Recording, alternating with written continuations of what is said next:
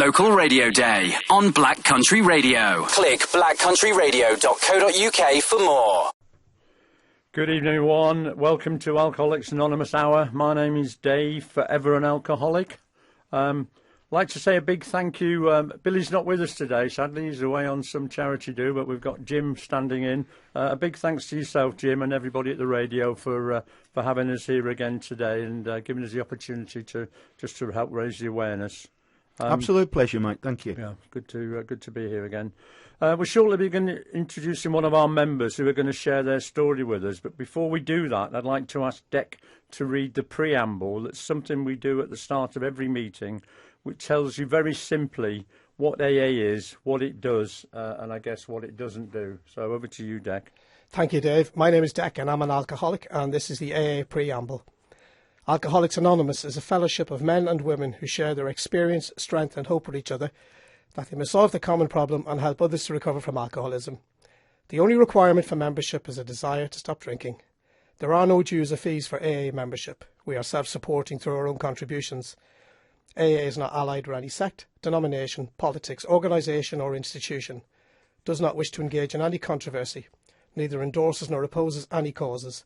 Our primary purpose is to stay sober and help other alcoholics to achieve sobriety. That's great, Dec. Thanks for that. Could we now get our guests today to introduce themselves, please? Hi, I'm Nicole and I'm an alcoholic. Welcome, Nicole, and thanks ever so much for coming along today to share your experience, strength and hope with us all. Can I get you to start us off by giving us some idea about your background, please, where you're from, your childhood, etc.? So I'm originally from Birmingham girl, and I'm currently living in Dudley Way. What about me? So I went to uni in Worcester and I spent a good few years there. That's where it really started to amp up for me. And then I've moved back to Birmingham for a while. Was a bartender in Birmingham, and then I blew my life up and came back to Dudley, and I've been here since. Okay, so what about family? Mum and dad drinkers or? Yes. Alcoholically or? Oh, well, that's not for me to say, is it? No, maybe not. My mum's a drinker, definitely. My nan's very much one of those. She'll have one glass of wine and she's like, oh, that's enough for me. I don't want to feel bad tomorrow. My granddad's one of those, what are they? Shandies. He drinks shandies, bless him. Don't see the point of those, but that's his choice. Yeah.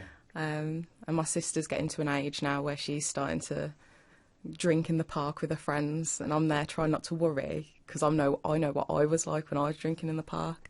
But no, she'll be all right. She's a good egg. So there's not a lot of drinking around the house then that sort of influenced. Well, the way that my mum drinks is very similar to the way that I drink for sure, but that's her prerogative. It's nothing to do with me. Yeah. But, I've always been around alcohol, always. I did my degree based on alcohol. I did marketing at uni, and my final exams were about Absolute vodka. So I made an advert for those, obsessed much. And I worked at a bar while I was at uni. Like, my entire life just revolved around alcohol all the time. It was just something that I loved, yeah. Taking you back then, can you tell us when you had your first drink and how that progressed? If you can remember. I do, yes. My first drink was a WKD when I was about 8 years old, and we used to live on this avenue, and it was like all the houses came out, and we had this barbecue, and I remember having this WKD, and I fell off the chair, and I had cuts all up my back from falling into a bush. I could not handle my drink, never have been able to. I struggled at 8 years old a bit as well. But now, for me, WKD is just like pop, isn't it? You have it for breakfast.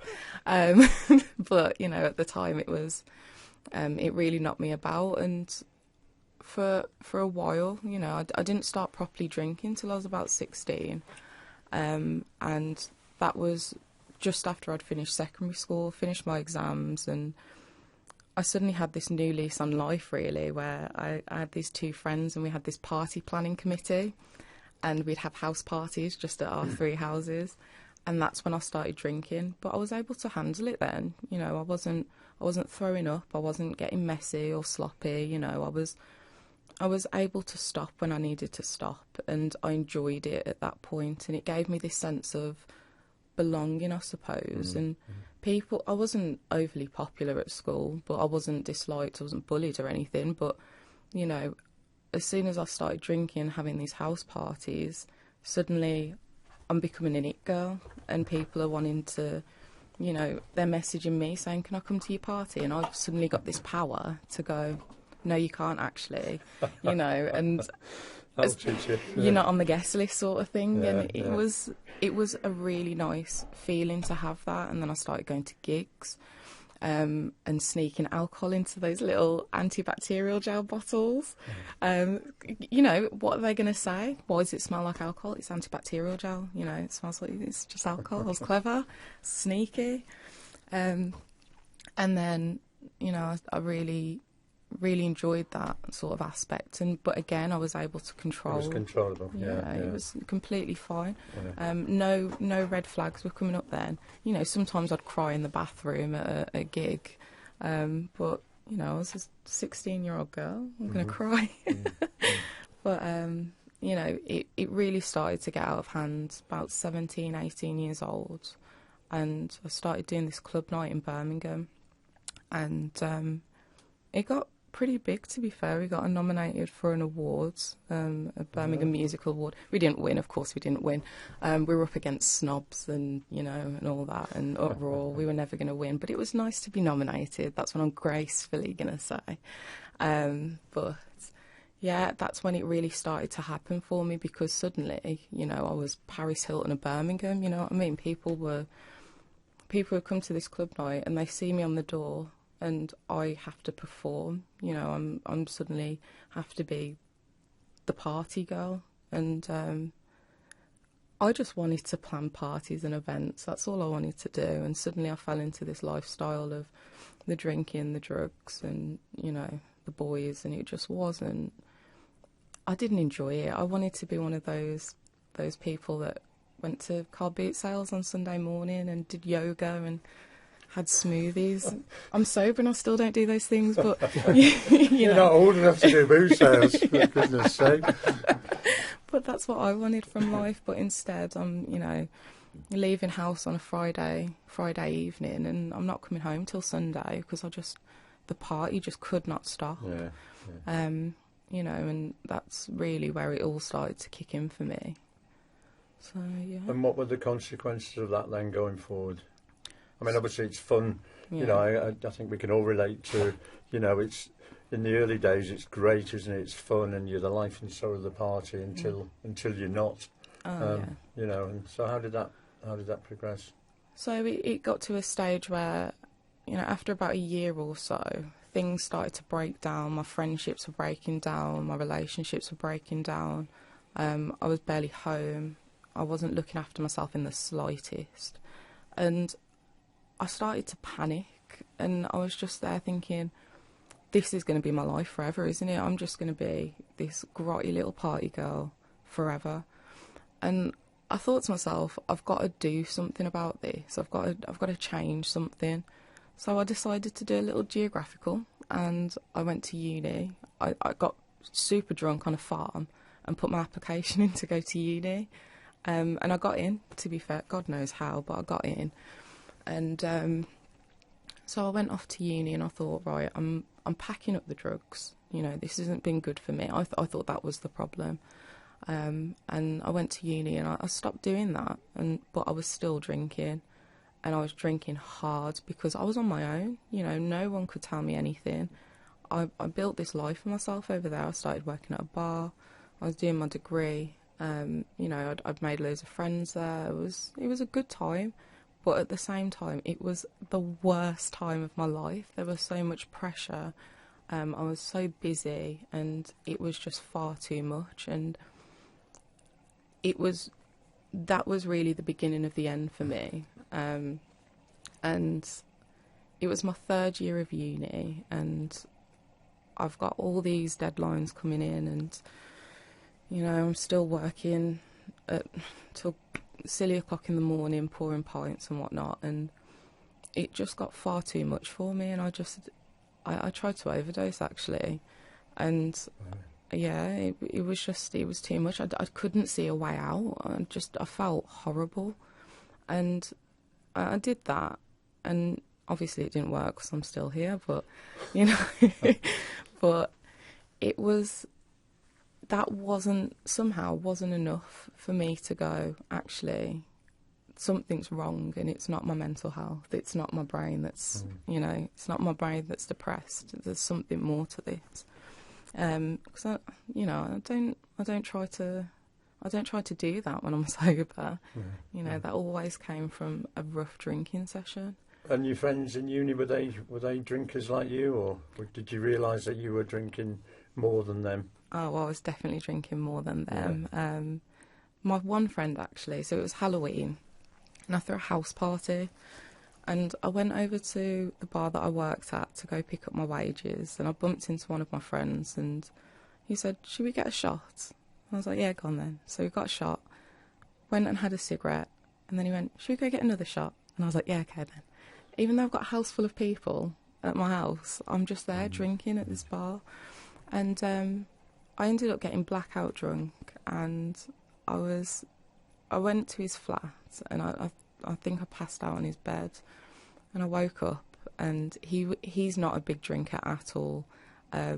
So after a couple of shots, I'm the one going, "Let's get more shots, let's get more." And I woke up, and he was throwing up in the toilet, bless him. And I somehow had a bottle of amaretto in my hand. I don't know where I'd got that from, but I started drinking that, even though I was just passed out in the bed. And I'm sort of comforting him as he's throwing up in the toilets, and he looked up at me mid-sick with his beautiful big blue eyes, and he was like, "I've never met anyone who drinks the way that you drink." And that was the first time anyone had ever said something like that to me. Right. You know, because when I was in Birmingham and I was partying, the people around me were partying the way that I partied. And so there was no real red flags there, you know, but I knew deep down that it wasn't right, but because it was so normal around me, it was okay. But then coming to Worcester and my friend saying that to me, it really started something then. And I went to see my therapist after that. And I said, "I think I've got a drinking problem." And she referred me to this alcohol counselling person. And you know, they do amazing work and fair play to them, but it just wasn't right for me because I still had the freedom to drink. I just turned up, you know, once every week, and I'd lie about how much I drank that week. Oh, it's just your diary, your drinking diary, yeah, that you fill in 10 minutes before in different colour pens. Yeah, we've all been there. Exactly, yeah. And, you know, I didn't quite understand it when I first did it. He was, you know, tell me what you drink. And I'm there going, "Well, I had a bottle of Carver." And he's like, "That's not what I mean." I was like, "I don't understand." But, you know, he was telling me to limit my drinks, only take a certain amount of money out and things like that. But the thing is, if I want to have a drink, I'll find a way to have a drink. Yeah.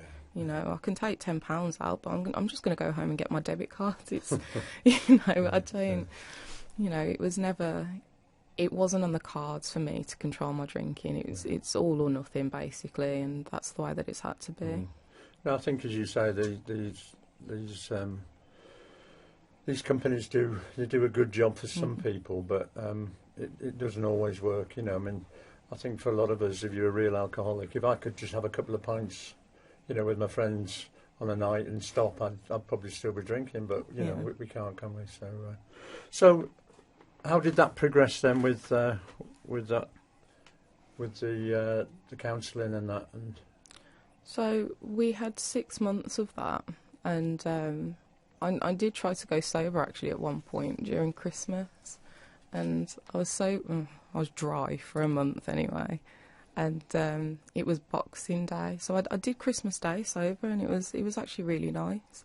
But then Boxing Day came, and I'd planned a Boxing Day party, and everyone's coming over to my house, and I'm going, "I'm not doing this sober." Like, No, I'm not having people running around my house, messing up the house, and I have to be present for it. No, absolutely not. So I started drinking, and then that was me for another 2 years. So I was just off and running. But, you know, I didn't feel... I couldn't, you know, stay stopped on my own, basically. Even though I'd be talking to this alcohol counsellor about it, it just wasn't any help for me, because my head was still crazy, you know. I still had this insane thinking, but I just didn't have the drink to sort of numb that away, push it away. And, you know, so that party just basically just added another 2 years to my drinking, but I was never going to stay stopped just on my own anyway, so can't really blame it. But you said just before there that you'd already been to your counsellor and said, I think I've got a problem. You realised that you'd accepted that there was a problem with the drink. Yeah. But it was a question of... Yeah. You know, I was 21 at this point, and what I'd found was that my uni friends were drinking and they'd get a kebab, go home, and then the next day they'd be like, oh, I ruined my life.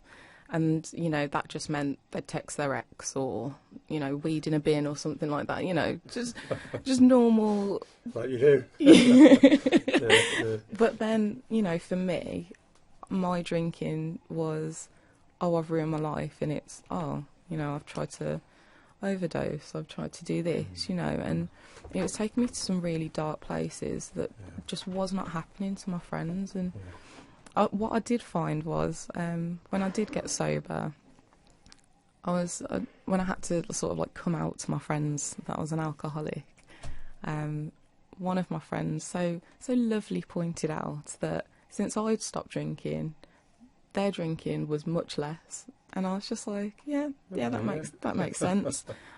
I was the problem, that makes sense. The leader of the pack. I think we're all a bit like that, aren't we? Used to bully people into drinking. Oh, yeah. Okay, I think we're ready for your first record now, Nicole. Do you want to... Is there any significance in this? So this song's 40 Ounce on repeat, and it's basically just what my life was like before. Just constantly drinking, shots and shots and shots. Okay.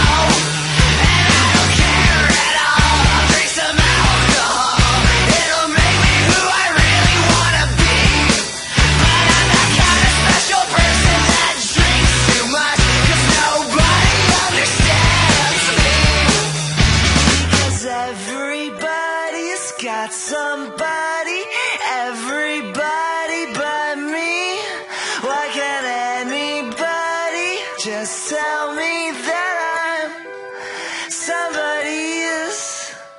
I'm gonna lock myself inside my room with this 40 ounce on repeat.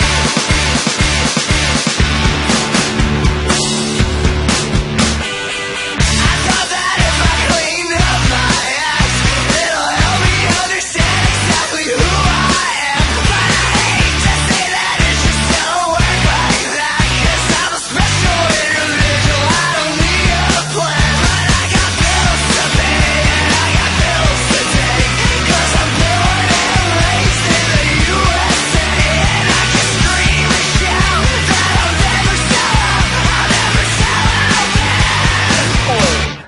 How much? Because everybody's got more money, they got more money than me. Why can't anybody just give me some more money? Because everybody's got somebody, everybody but me. Why can't anybody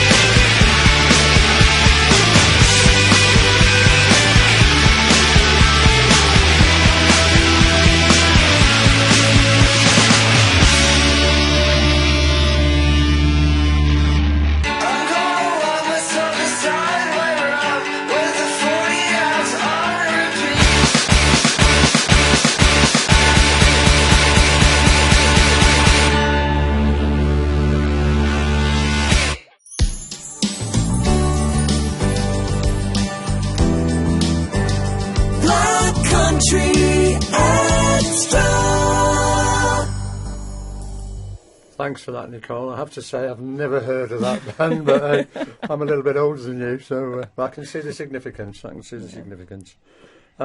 Okay, so you were telling us before your record that that you'd admitted or you accepted that you were drinking too much and you tried to get some help and you were doing the Aquarius or whatever it was, and that wasn't working for you. No. Strange that, isn't it? So what got you? What was the final straw then? I mean, we call it our rock bottom, don't we? What got you? What happened that where you decided I really need to get some proper help now and come to AA? So, lockdown came about, and I was living in a house with these two lads that I knew from work, and I was very bored. So a lot of my day was drinking boxes of wine, loved that. I'd get boxed wine drunk and clean the flat. And then that was just my cycle for a while. And then I met this boy and we started dating. It's actually really funny because when he asked me to be his girlfriend, I was blackout drunk and I didn't remember. And then and he did that again and I was blackout drunk again and didn't remember. And eventually I was just like, should we make it official? He was like, I've asked you twice. And I was like, oh, God. Oh, my gosh, I'm sorry. But, yeah, so I was seeing this guy and, you know, my drinking was just getting worse and worse and worse. And I was getting used to the way that I was drinking as well. I was drinking stronger things as well. Ray and Nephew, 67% rum. God, paint stripper, awful. But I'm there convincing everyone that it's the best drink in the world. It's not. So what my last drink was I was basically planning to break up with my boyfriend. And was that because of issues with your drinking that he wasn't happy with, or? Yeah, he'd make comments about how I'd drink a lot and things like that, but it wasn't that. It was. I feel really bad saying this, and I'm really sorry if you're listening, but it was because I was bored. Basically, I was just getting bored of the situation that I was in. I was bored of my job. I was bored of, you know, living the way that I was living, and I was bored of being with him, and so. God, I'm so sorry. I've already made my amends with him. I'm going to have to do it again, aren't I? But, you know, So what I decided to do was, do you know when you're about to put a dog down, so you take them on the best day ever, you take them to the park and feed them all their favourite treats?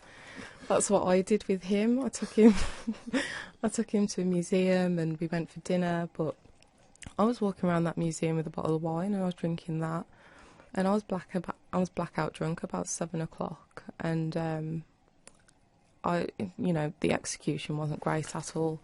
I fell out of this bar and fell onto him, sprained his ankle, sprained my ankle, and we got into the taxi, and I'm screaming and shouting that I don't want to be with him, and it did not go well at all, absolutely awful. And I woke up the next day, single and in pain, still in last night's clothes, don't know how I got home, sort of thing. And everything that I'd ever felt, I felt it all again when I woke up. And I woke up and I was just like, oh my God, I'm alive. And I messaged him and I said, I think something bad happened last night, because this was a common occurrence for me. Like, I didn't know what happened. I was always blackout. I'd always drink to blackout. So if people don't understand blackout drinking, I mean, it's not that you just fall asleep when you've had too much to drink. It's a conscious state, and but when you wake up the next morning, you've got absolutely no recollection whatsoever of what you've done. Yeah, and it was, and I was losing a lot of time, with the blackouts, and they were progressively getting longer and longer blackouts as well. That's what I was finding, not just a few minutes here and there, hours just gone, and I don't know what I've said, who I've spoke to, what I've done.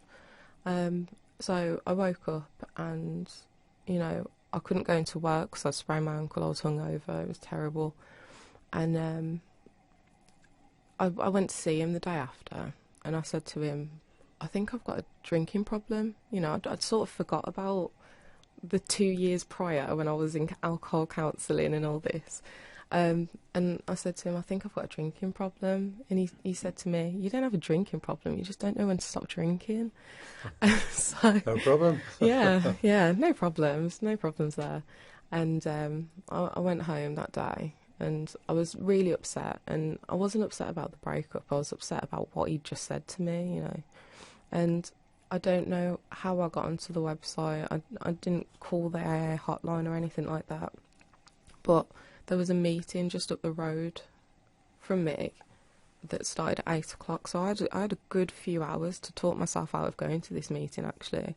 And for some reason, I didn't. For some reason, I was dead set on going, and I didn't tell anyone I was going. I didn't tell my family. I didn't tell anyone. And obviously, just after a breakup, they're assuming the worst because, you know, they were just assuming that I've gone off and I'm going off the rails. But actually, I was doing the best thing I've ever done. And So were you aware of AA then through your counselling?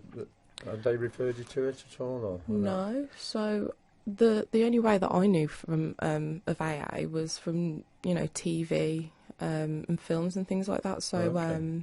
BoJack Horseman, for some reason, loved that show. And whenever I feel a bit down, I go back to BoJack Horseman. But he talks a lot about addiction and things like that on their show. It's an absolute wacky show, but, you know, it speaks to me. And, you know, whether that's a good thing or a bad thing, I don't know. But that's how I knew of So AA. you got there. Yeah. Immediately. So how was your first meeting when you walked in? Oh, okay. So I turned up literally without a minute to spare. So this... What you do? Yes. And because I didn't want to see anyone, I didn't want to talk to anyone, I just wanted to turn up and see what was going on, basically. My first meeting was back in October 2020, so we were during our second lockdown at that point. And you had to sort of book to go to a meeting, basically, and you had to put your name down. But I hadn't told anyone I was going, I hadn't even told AA. And there was no space for me. And one of the men in the fellowship gave up his seat for me, and thank God he did, because I know that I would have turned up. If I'd got turned away, I would have went, well, I tried, and then that would be me running for another, well, God knows how many years, if I ever did make it back. But I sat in that meeting right by the fire exit, and you know, I'm looking for a quick escape, and people are talking at me, and they're saying all these things, and you know, I couldn't tell you exactly what they said, but I do know now because I say it to newcomers. But at the time, it was all just gobbledygook to me. Like I couldn't understand what was going on. And I remember a bunch of women coming up to me at the end of the meeting, and they were going, take my number, call me if you need me, keep coming back, this, that, the other. And I remember saying to this one woman, who now of which is one of my closest friends, I said, don't really want to get too involved with this AA thing. And I left, and, you know, I got a message from one of the members, and they were quite keen for me to come back again. So I did. I went back the week after, and I only went to one meeting a week for about 6 months. You know, I'd graciously turn up and announce my presence once a week, thinking I was doing enough. But I kept coming back because I'm a major people pleaser, and they kept asking me, they said, keep coming back, please. So I did, and about 3 weeks in, there was a newcomer, and it brought out this competitive streak in me. I was like, I've got to be more sober than that guy. Like, how dare he? I'm the baby. What do you mean? So that's why I kept coming back, people pleasing, and you know what? That worked for me because it's got me to where I am now. I try not to do it so much these days, but it kept me in when I needed That's it. brilliant. That's Yeah. brilliant. Can you tell us how long you've been sober then? I'm coming up to 3 years in 2 months. Wow. I know. Brilliant, brilliant. One day at a time. Definitely one day at a time. One day at a time. You know, sometimes 1 hour at a time. It got a bit crazy at some points. But, you know, I came in at 23. So, you know, 26 now. I tell you what, I wish I'd had that. I wish I'd been sensible at 26. I could have saved myself about 35 years of pain and suffering. Think of the money you could have saved. Yes, that's exactly. brilliant. That's brilliant. That's brilliant. So, so how does it feel to? I know we do it all one day at a time, and and we really stick with that. How does it feel to have that length of sobriety under your belt? Did you ever think you'd get sober at all, and for that length of time? No, definitely not. It's absolutely wild to me, because I was thinking about it this morning. I was only really drinking for about 7 years, so about this time next year, I would have been sober half the amount of time that I'd been drinking. Yeah. So, but things got really bad in those 7 years. Quite quickly. Very quickly. Yeah. It says in the book, women alcoholics, it comes very quickly. Yeah. And being young and a woman, it just hit me like a truck. Yeah. And I don't particularly like being in pain or uncomfortable. So, I was in a lot of pain, very uncomfortable, and I just didn't want to do it anymore. And I don't have to today. No, that's the key, isn't it? That's the key. You need to accept that you have got a problem and you can't drink safely ever again. Yeah. Which is quite daunting when you first come in, but Yeah. then, we do push this just one day at a time. Exactly. As you say, sometimes it's an hour at a time, Yeah. We can get through that, can't we? We can get through a day, and it's wonderful. Absolutely.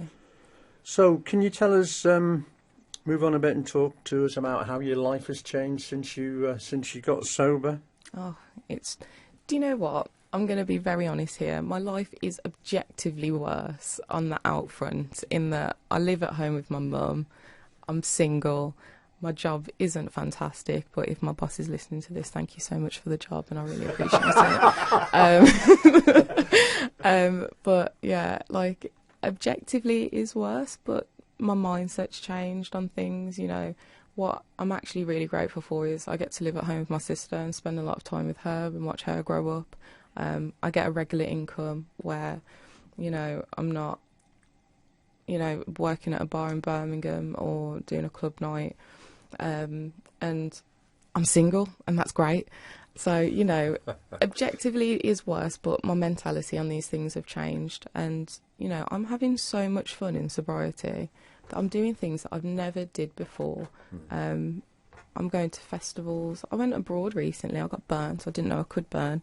But that, you learn these things. But I've been doing loads of things, but AA has been the heart of all of it. I still go to meetings when I go to festivals. If I'm abroad, I'm still doing an online Zoom. It's difficult, and I'm still keeping in contact, but I have to be sober, because without it I can't do these fun things. No. And I think there's a sort of common misconception that if you stop drinking you're going to be a right boring person, and in reality that's not the case, is it? We just have so much fun. Oh God, so much fun, and the friends that you make are true friends who absolutely are there for life, aren't they? It's a wonderful thing. Yeah, definitely. It's a wonderful thing. So I think we're about ready for your next record, Nicole. Okay. Significance of this one? First of all, the Wombats are my favourite band. The Wombats? Is that anything in relation to the Wombles? No? I get that every time. Every time. No, the Wombats are my favourite band, and this song, People Don't Change, People, Time Does, just sort of signifies, my journey, and that how much I have changed since being that scared 23-year-old. Yeah, bless you. Well done, thank you.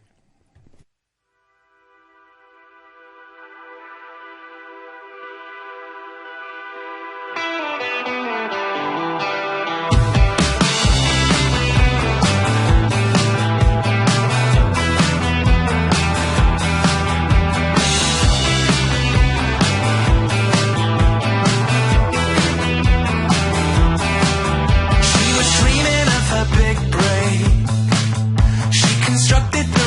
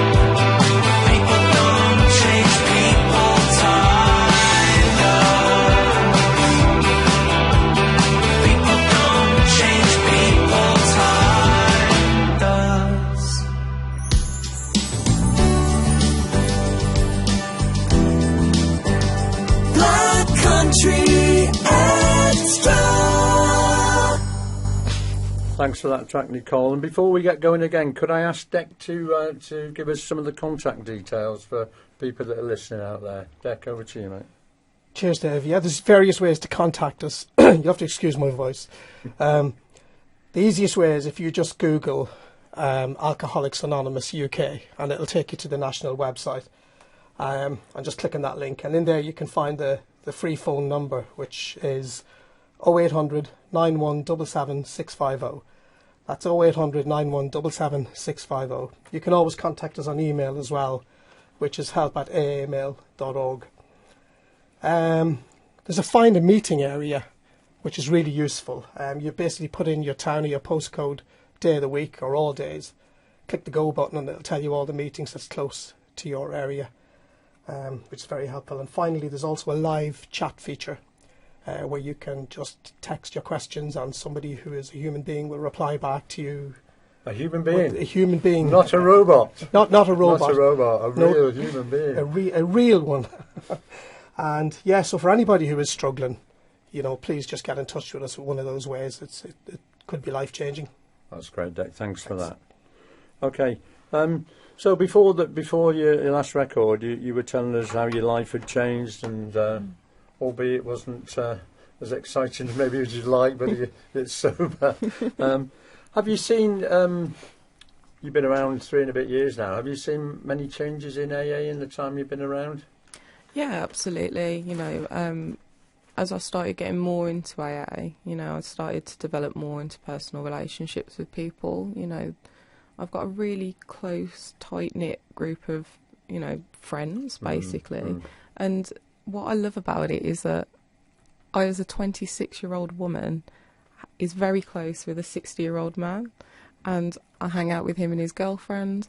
And, but in the reality, we should have absolutely nothing in common. But I understand him, he understands me. And, I go to him when I need to talk about something. And, I've got an amazing sponsor, absolutely incredible woman. And she does so much for this fellowship, which has helped me do a lot for this fellowship as well. She's sponsored me into so many things.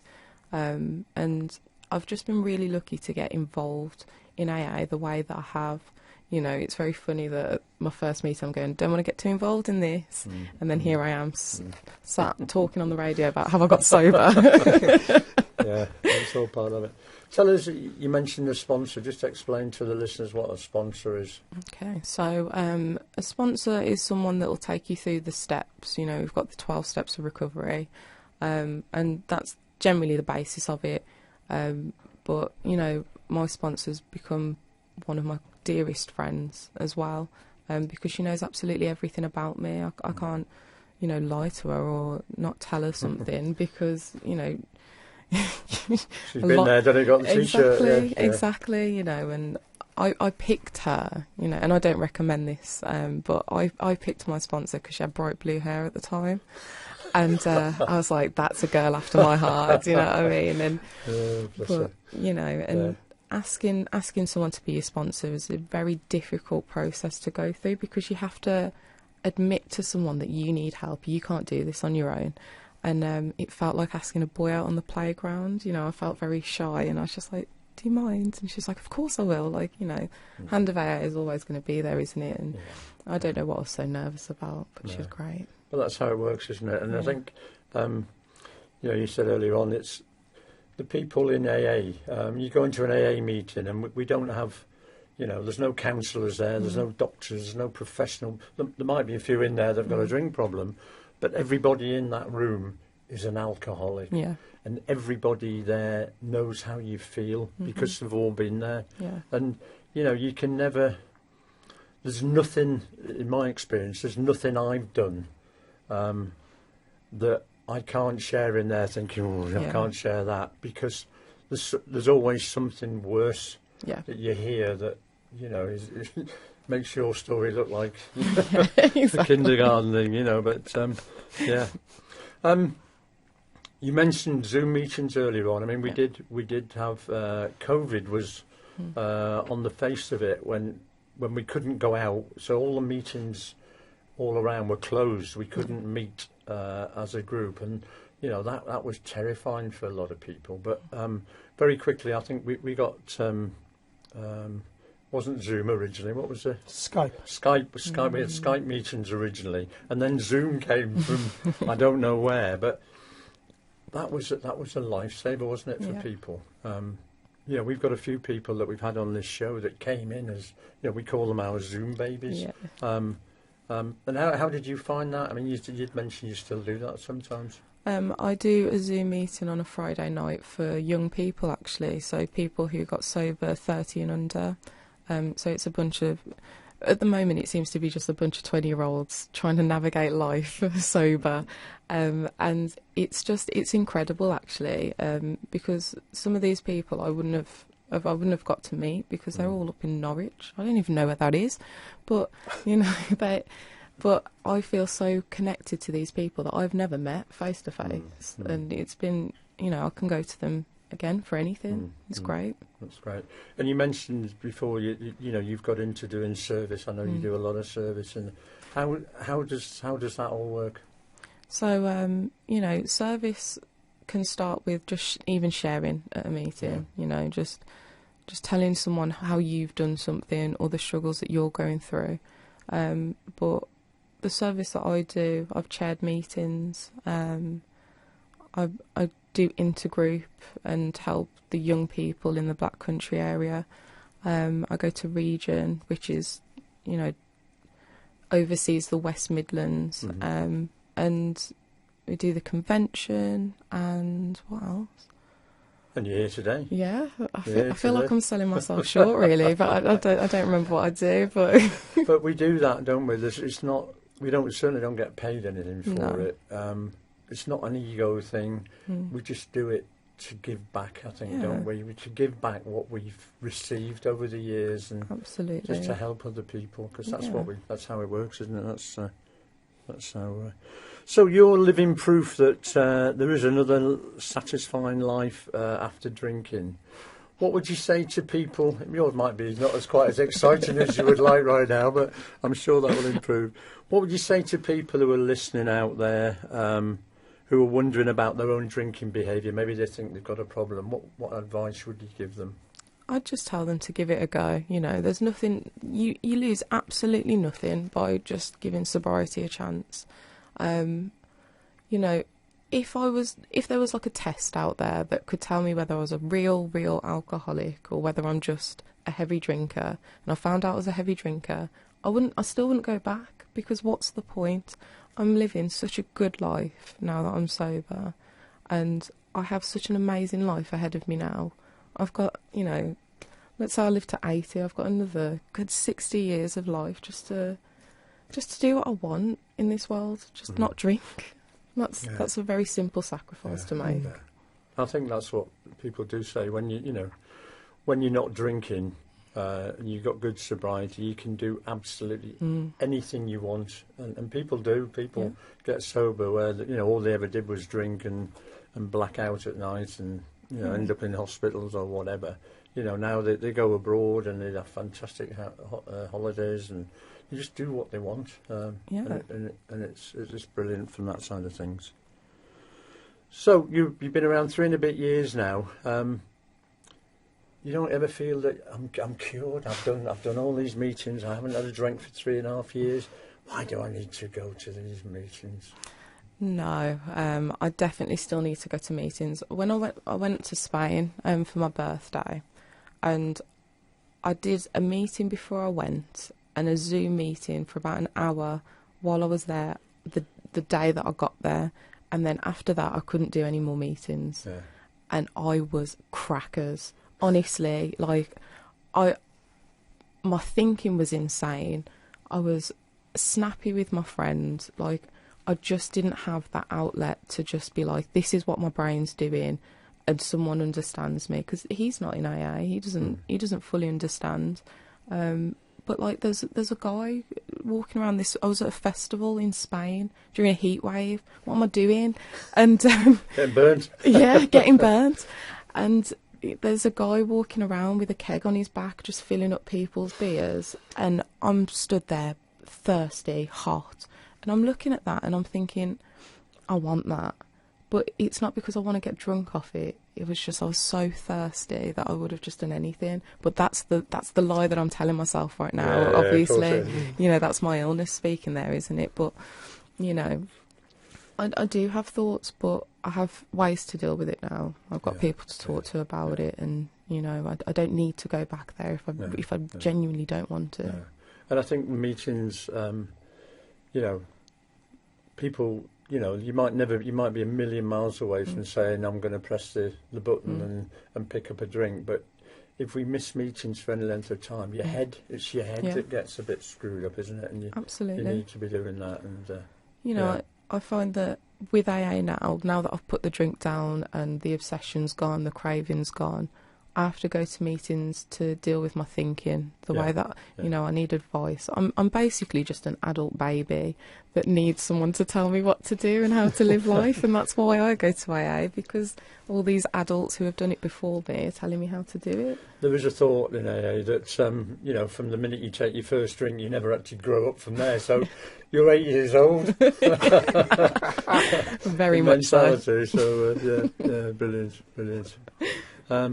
I think we're getting towards the end of the show and your next record. But can I just say a big thank you, Nicole, for coming along and your openness and honesty. It's been an absolute pleasure listening to you, and I wish you well. Thank you. Thank you so much for having me. Yeah, and what's your next record? My next one is Lucky Girl, because I am a very lucky girl. Lucky girl. Yeah, and this is my morning mantra.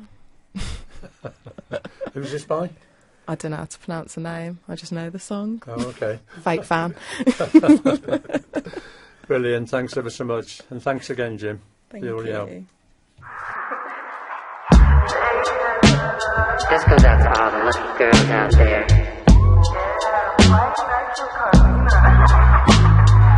You're a lucky girl. You're a lucky girl. You're a lucky girl. We're all lucky girls. Everyone's a lucky girl.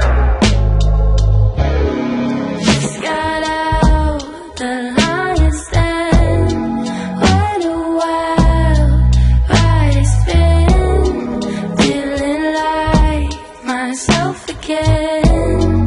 Rolled my sleeves.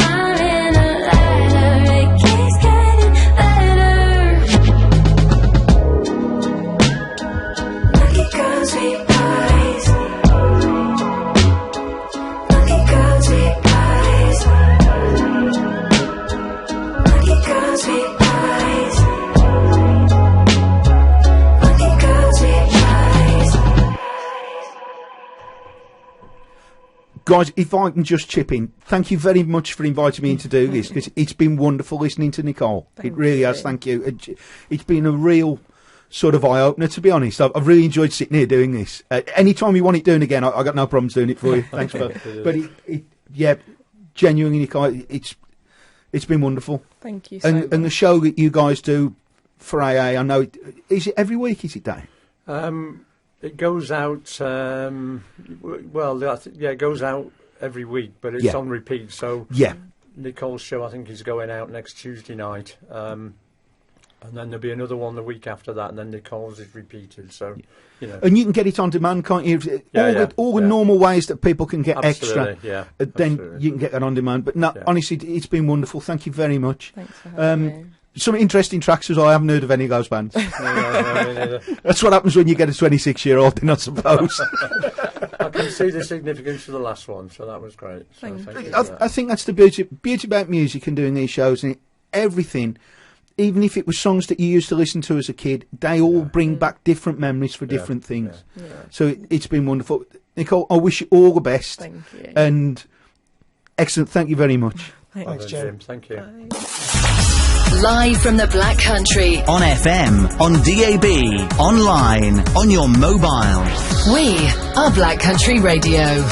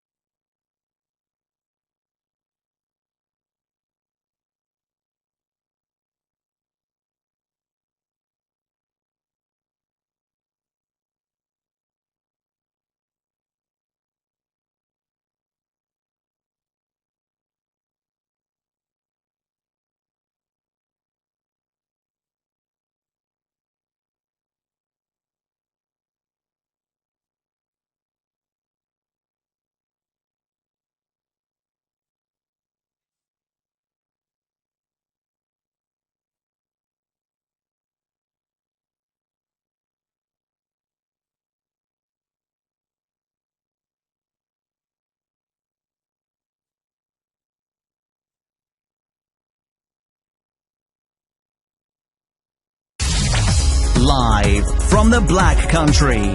Online, on your mobile.